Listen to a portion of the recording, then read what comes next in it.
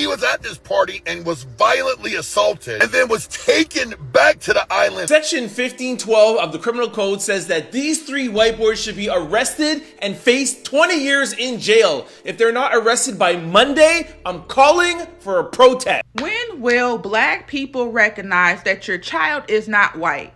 So I posted a video about this individual, and I did not speak how I normally speak because I'm just tired of the whole conversation. New evidence has just come out in the Nolan Wells case that proves that he was murdered by those three men. Investigation is active. On July 19th, a second autopsy report landed on a podium in Washington. DC cameras rolled. A grieving family stood behind the microphone. And the answer they'd waited weeks for wasn't the one anyone wanted to hear. Cause of death, undetermined. Manner of death, undetermined. Pending investigation. 2 words. No closure. Confirm much. Ledbetter did confirm that interviews have been conducted with witnesses, and the department has been in contact with other departments and agencies, including the FBI. Now, just more questions than the family walked in with. Here's what we're going to do together in this video. First, we're going to walk you through exactly what this second autopsy found, the discoloration. The pathologist conducting the private autopsy into the death of Nolan Wells didn't rule out accident, didn't rule out foul play either, offering almost no additional clarity into the mystery. Through the report this morning, the manner of death, undetermined pending investigation.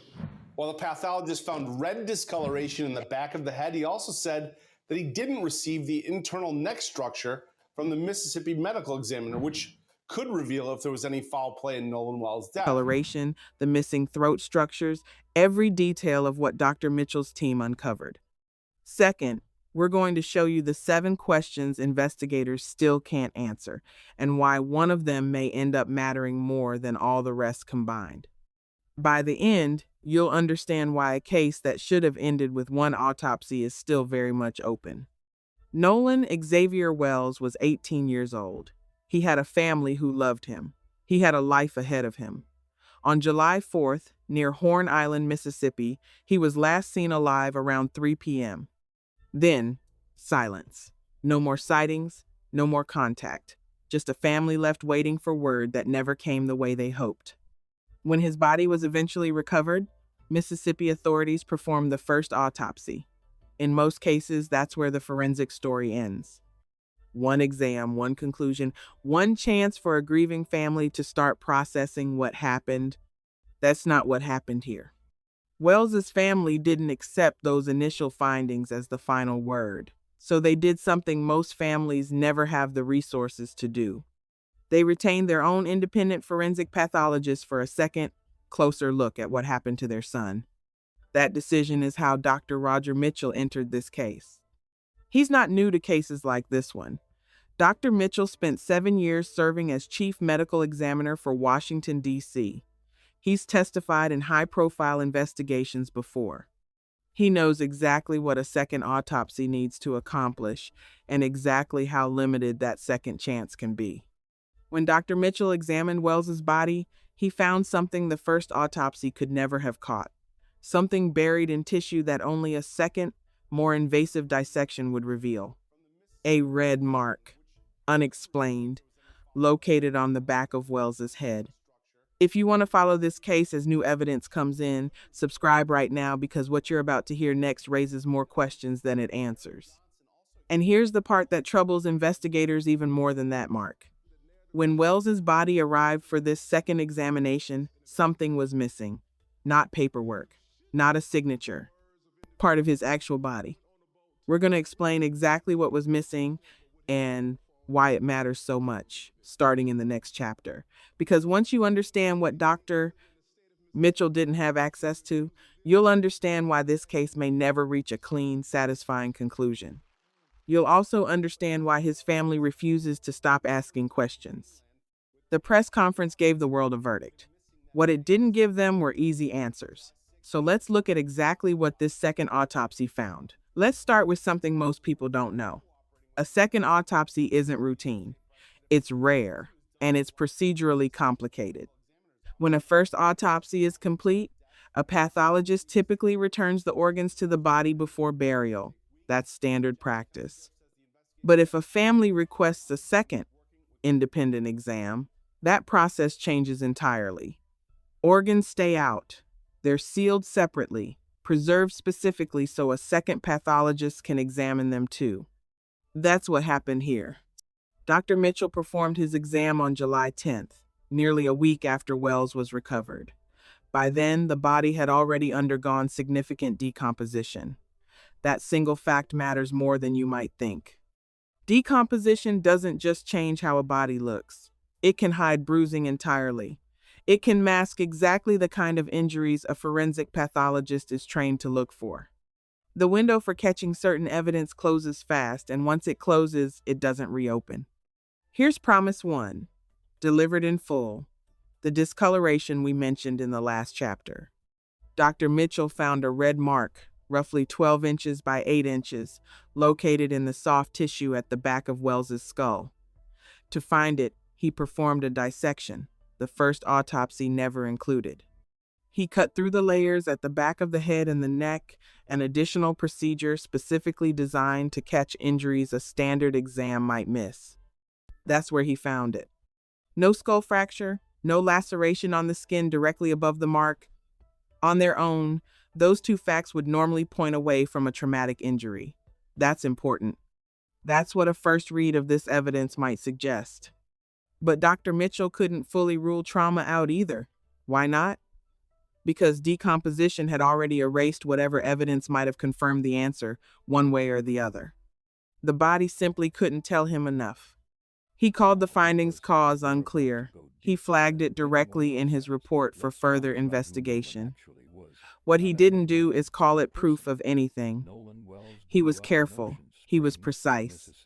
And that precision matters. That's the pattern you're going to see throughout every part of this case. Findings that raise a real question. Findings that, on their own, simply cannot answer it. Now here's the detail that's much harder to explain away.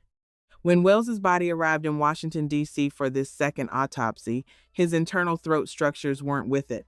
The trachea, the hyoid bone, the cartilage that could show whether he'd been strangled or suffered a crushing injury somewhere in the neck.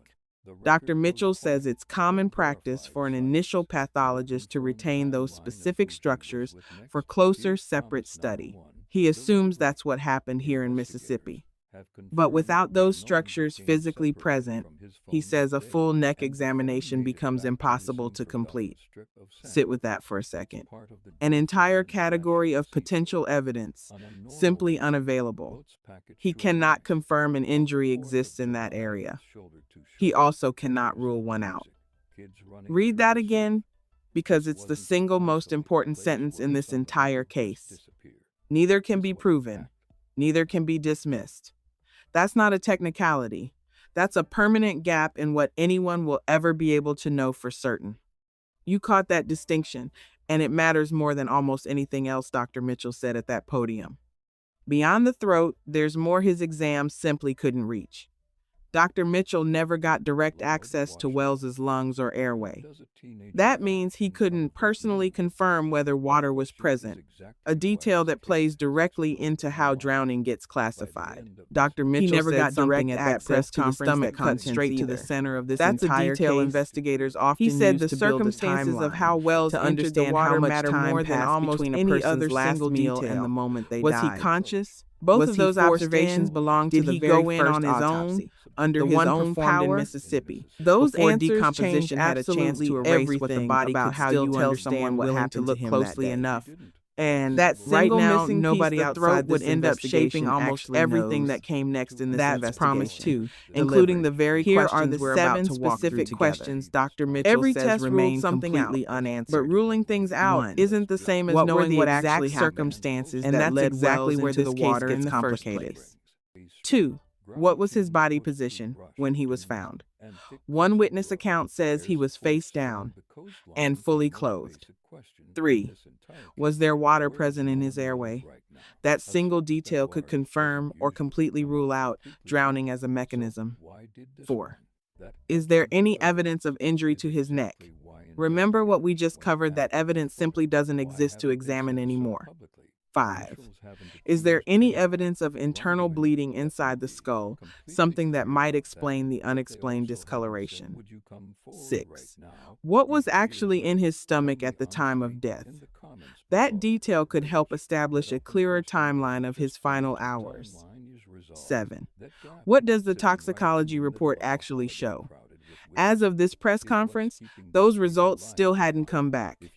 7 direct questions, 0 confirmed answers. Let that sink in for a moment.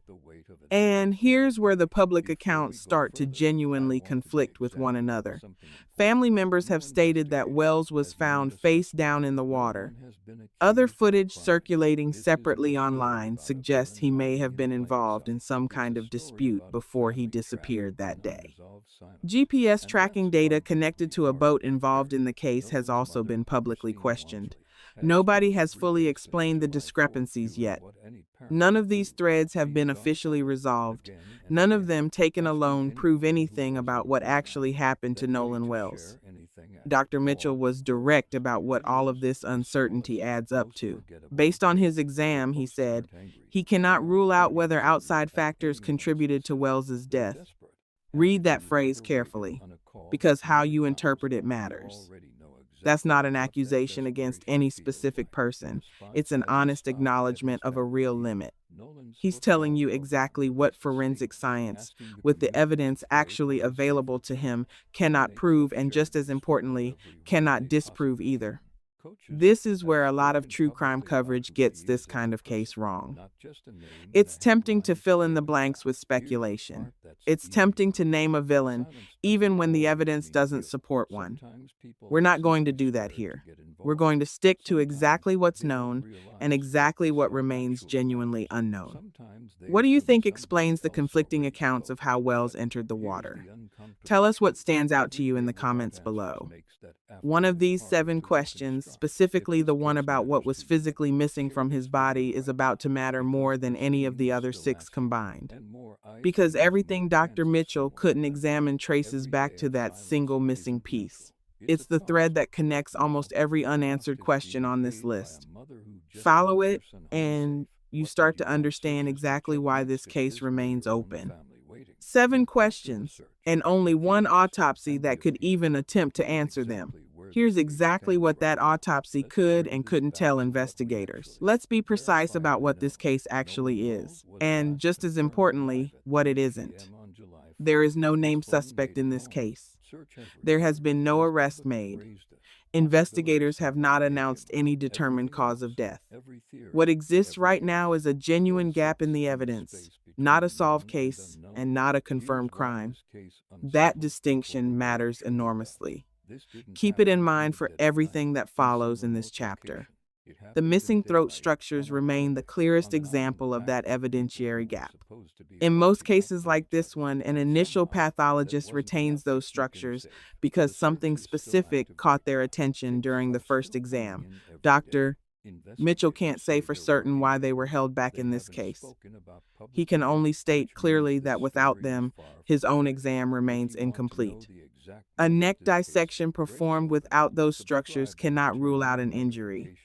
It also, just as critically, cannot confirm one exists. The same limitation holds true for the lungs and the stomach. Dr. Mitchell never got the chance to examine either one directly. He couldn't personally confirm whether Wells's airway contained water at the time of death. He couldn't establish a reliable timeline from stomach contents either. Both of those observations belonged entirely to the very first exam, the one performed before decomposition had already erased what the body could still reveal. This is exactly the kind of case where public pressure genuinely changes outcomes. Subscribe now so you're here the moment the next update drops. Toxicology results remained outstanding at the time this report was presented. Until those results come back, one more major variable in this case stays completely unknown. Dr. Mitchell closed out his findings with a specific phrase, one that forensic pathologists choose to use very carefully in situations exactly like this one. His conclusions, he said, are expressed to a reasonable degree of medical certainty. That's not the language of proof. It never was intended to be. It's the language of professional limits, stated honestly, by someone who understands exactly how far his own evidence can actually take him. No suspect named, no confirmed cause of death, just carefully documented gaps in what could physically be examined, and a family left waiting for someone with more access to close them. It's worth pausing here to ask a bigger question. What does a family do when the official process leaves this many gaps behind? For Wells's family, the answer became public pressure, independent experts, and refusing to let the case quietly close. Should families always have the right to a second, independent autopsy in cases like this one? Let us know exactly where you stand. So, where does all of this actually leave Wells's family and everyone out there demanding real answers? No suspect, no determined cause, just a family still waiting, and a case that genuinely isn't finished yet. Nolan Wells's family didn't stop at simply commissioning a second autopsy. They're actively pushing for far more than that. Their attorneys have publicly called for Dr. Mitchell's complete findings to be presented directly to a grand jury July 4th. alongside the toxicology results once those finally arrive. They want every single piece of evidence heard in one place by people who actually have the power to act on it. Right now, as of this recording, that hasn't happened yet. The cause and manner of Nolan Wells's death remain officially, formally undetermined. Here's what genuine closure in this case would actually require. It would mean full access to the original crime scene photographs, taken before decomposition changed the body beyond recovery. It would mean direct access to the original medical examiner's observations made in the hours and days after Wells was first recovered. It would mean toxicology results that, even now, still haven't come back.